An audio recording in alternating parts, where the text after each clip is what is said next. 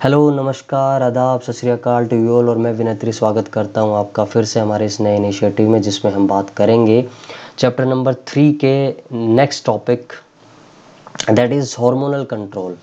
ठीक है, किस तरह से जो है हॉर्मोन्स जो है वो मेजर रोल प्ले करते हैं, है ना, in developing the gametes and also in developing the secondary sexual characters. ठीक है, तो कौन से हार्मोन है और वो किस तरह से मेल्स में रोल प्ले करते हैं और किस तरह से जो है उनका रोल फीमेल के केस में होता है, उनके बारे में डिटेल से बात करते हैं। तो मेल की बॉडी में अगर हम बात करें तो जैसा कि मैं आपको पहले ही बता चुका हूँ, जर्मिनल एपिथेलियम और ये सब मैं आपको पहले बता चुका हूँ। तो हॉर्मोन्स का नाम पहले देख लेते हैं। तो एफएसएच और आईसीएसएच दो हॉर्मोन्स हैं, फॉलिकल स्टिमुलेटिंग हार्मोन और इंटरस्टिशियल सेल स्टिमुलेटिंग हार्मोन। और आपने ये 11th क्लास में बात पढ़ी होगी कि ये दोनों हार्मोन ही जो है anterior lobe of pituitary gland के द्वारा सीक्रेट किए जाते हैं। ठीक है ना, interior on the instructions given by the hypothalamus.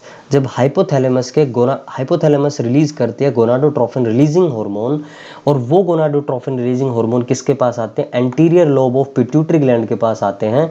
और फिर anterior lobe of pituitary gland इस इंस्ट्रक्शन के बाद में क्या सीक्रेट करती है? एफएसएच और आईसीएसएच। ठीक है, तो जो सुप्रीम कमांडर है हमारी बॉडी का जो ग्लैंड्स में, वो है हाइपोथैलेमस। ठीक है, और जो मास्टर ग्लैंड है दैट इज पिट्यूटरी ग्लैंड, क्योंकि सुप्रीम कमांडर की इंस्ट्रक्शंस को एग्जीक्यूट करने का काम कौन करता है? ये मास्टर ग्लैंड, यानी कि ये पिट्यूटरी ग्लैंड। और उसके बारे में हमने बात की थी, एंटीरियर लोब है ना, इंटरमीडिएट लोब और उसकी जो है पोस्टीरियर लोब। तो बेसिकली एंटीरियर लोब ही हार्मोन सीक्रेट करते हैं इन केस ऑफ ह्यूमंस, तो है ना। तो ये दो हार्मोन्स यहाँ से आ गए हैं। ठीक है, अब ये क्या काम करते हैं?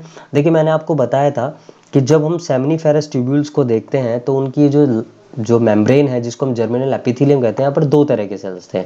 एक क्यूबिडल सेल्स थे जिनको हमने क्या बोला? Germ cells. और एक जो है कोनिकल सेल्स है जिनको हमने बोला Sertoli cells. Getting my point? तो इन पर किस तरह से, और इसी इंटरस्टेशियल कनेक्टिव टिश्यू में, यानी कि जो कंपार्टमेंट था और वहाँ पर इंटरस्टेशियल कनेक्टिव टिश्यू था और वहाँ पर लेडिक सेल्स भी थे, ये लेडिक सेल्स थे। तो तीन तरह के सेल्स हैं और तीन तरह के सेल्स को किस तरह से स्टिमुलेट किया जाता है इन दो हार्मोन्स के द्वारा, वो देखते हैं। तो सबसे पहले स्टिमुलेशन होता है किसका? जर्मिनल एपिथेलियम का। और जर्मिनल एपिथेलियम में पहले जो सेल है जर्म सेल, जो स्टिमुलेट होकर meiosis, they undergo meiosis and what they do, they form gamete, है ना। The result is the formation of gametes। ठीक है ना, that is a male gamete, that is sperm। दूसरे जो जर्मिनल एपिथेलियम जो सेल थे वो थे सर्टोली सेल्स, है ना। Sertoli cell to nourish the cells, germ cells. But उसके अलावा एक और ये काम कर रहे हैं स्टिमुलेशन के बाद, कि दो प्रोटीन्स को सीक्रेट कर रहे हैं, androgen binding protein and inhibin protein. ठीक है, ओके। नाउ लेडिक सेल्स जो है वो स्टिमुलेशन के बाद जो मेन हमारा हार्मोन है ना, टेस्टोस्टेरोन, उसको डेवलप करते हैं, जो कि हमारे सेकेंडरी सेक्सुअल कैरेक्टर्स को डेवलप करने में major and significant role play करता है, and also a pivotal role, है ना, in the process of spermatogenesis. तो ये बात आपको यहाँ पर मेल्स के केस में इतनी बात आपको ध्यान रखनी है। ठीक है, अब ये कब होता है? ये होता है जब जो मेल्स हैं वो प्यूबर्टी अटेन कर लेते हैं। ठीक है ना, वो प्यूबर्टी अटेन कर लेते हैं। और ये प्यूबर्टी क्या है उसके बारे में बात करते हैं। तो प्यूबर्टी मेल्स में जो सबसे पहली बात तो वो है कि 13 से 16 साल की उम्र में ये प्यूबर्टी अटेन की जाती है। ठीक है, तो 13 से 16 इसलिए क्योंकि कुछ इंडिविजुअल्स जो हैं वो 13 साल के और कुछ इंडिविजुअल 16 साल तक भी अचीव करते हैं। ठीक है, तो क्या क्या चेंजेस आते हैं इस प्यूबर्टी के दौरान या इस प्यूबर्टी के बाद? सबसे पहले तो इस प्यूबर्टी जब ये स्टार्ट हो, यानी कि 13 साल की उम्र में अगर हम माने, ठीक है, तो स्पर्मेटोजेनेसिस का प्रोसेस स्टार्ट हो जाता है, यानी कि स्पर्म का जेनेसिस, स्पर्म का सिंथेसिस। स्पर्मेटोजोन बोलते हैं, तो स्पर्मेटोजेनेसिस का मतलब सिंथेसिस या फॉर्मेशन, तो इसे स्टार्ट हो जाता है। सेकेंडरी जो सेक्सुअल ऑर्गन्स हैं, सेकेंडरी सेक्सुअल ऑर्गन है वो डेवलप हो जाते हैं और वो फंक्शनल हो जाते हैं।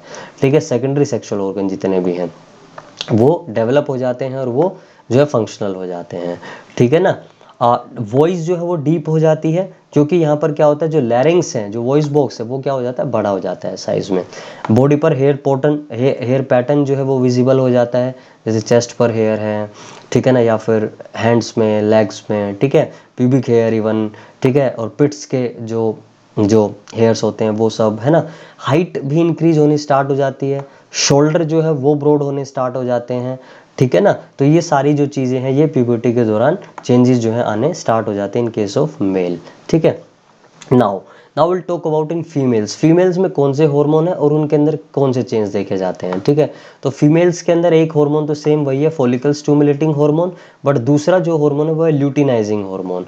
तो दोनों के बारे में बात करते हैं, ठीक है। ओके, तो एफएसएच जो है ये अगेन ये दोनों हार्मोन जो है फीमेल के केस में anterior lobe of pituitary gland जो है anterior lobe of pituitary gland he secret करती है, ठीक है। तो एफएसएच जो है स्टिमुलेट करता है फॉलिकुलर सेल्स को। हमने ओवरी के केस में देखा था, फॉलिकल्स थे तो उनको जो है क्या करने का काम, स्टिमुलेट करने का काम फॉलिकुलर सेल्स को करता है, जिसकी वजह से चेंज होता है ग्राफिन फॉलिकल में, ठीक है। और ये फॉलिकुलर सेल ग्राफिन फॉलिकल में चेंज होते हैं और साथ में ये एस्ट्रोजन को भी सीक्रेट करते हैं, ठीक है। एस्ट्रोजन जो कि फीमेल हार्मोन है, जैसे हमारे केस में टेस्टोस्टेरोन है ना, इनके फीमेल के केस में क्या होता है जो है एस्ट्रोजन होता है, जो कि इनके सेकेंडरी सेक्सुअल कैरेक्टर्स को भी डेवलप करता है, ठीक है। ओके, सो ग्राफिन फॉलिकल का जो फेट है वो ये है कि ये जो है कॉर्पस लूटियम में चेंज हो जाता है, क्योंकि ओवुलेशन के बाद क्या होता है, ओवुलेशन में सेकेंडरी oocyte को रिलीज कर देता है और फिर ग्राफिन फॉलिकल कॉर्पस हेमोरेजियम में पहले कन्वर्ट होता है, फिर हेमोरेजियम से वो कॉर्पस लूटियम में कन्वर्ट हो जाता है, ठीक है। लेकिन ये हो कैसे रहा है, ये एलएच हार्मोन की वजह से हो रहा है, क्योंकि एलएच जो है वो स्टिमुलेट करता है ओवुलेशन को, ठीक है। और ये जो एलएच है ये मेंटेन करके रखता है कॉर्पस लूटियम को भी। क्यों? क्योंकि कॉर्पस लूटियम को एक बहुत इंपॉर्टेंट काम करना है, वो क्या करना है, वो प्रोजेस्टेरोन को सिक्रेट करना है, और प्रोजेस्टेरोन सिक्रेट होगा तभी तो जो है प्रेगनेंसी जो है वो स्टेबल होगी, क्योंकि ये प्रोजेस्टेरोन जो है वो प्रेगनेंसी हार्मोन है, ठीक है। तो इसी की वजह से जो है एंडोमेट्रियम थिकनिंग और जितने भी जो चेंजेस होते हैं जिसकी वजह से जो प्रेगनेंसी होती है वो सब काम इसी हार्मोन का काम है, ठीक है। तो प्रेगनेंसी हार्मोन है, ठीक है। तो गेटिंग माय पॉइंट। तो ये जो दो चीज़ थी ये हमने देखी, दो हार्मोन्स के बारे में बात की in case of females. Now puberty की अगर बात करें इनमें, तो ये 11 से 14 साल में, अब आप देख रहे होंगे कि ये जो प्यूबर्टी है यानी कि सेक्सुअली जो मैच्योरेशन है वो फीमेल्स में पहले हो जाता है एज कंपेयर टू मेल्स, ठीक है। क्या चेंजेस होते हैं, सबसे पहले वहाँ पर स्पर्मेटोजेनेसिस, यहाँ पर oogenesis। oogenesis का मतलब ओवम या एग का बनना, एग का फॉर्मेशन, ठीक है। साथ में मेंस्ट्रुअल साइकिल जो है वो स्टार्ट हो जाती है, यानी कि ओवुलेशन स्टार्ट हो जाता है, यानी कि सेकेंडरी oocyte का रिलीज होना, किससे, ओवरीज से। पेल्विक जो रीजन है यानी कि हिप वाला जो रीजन है वो वाइड होना स्टार्ट हो जाता है। ब्रेस्ट या मेमरी ग्लैंड जो है वो उनका भी साइज इंक्रीज होना स्टार्ट हो जाता है। फैट एक्यूमुलेट होना स्टार्ट हो जाता है थाई और हिप रीजन में, ठीक है। और ये जो पेल्विक रीजन का वाइड होना है ये इस वजह से होता है क्योंकि उनको एक न्यू वन को, एक यंग वन को जो है बर्थ देना है, तो ये वाला जो रीजन है स्ट्रॉन्ग होना चाहिए, इसी वजह से ये वाइड हो जाता है इन केस ऑफ फीमेल्स, ठीक है।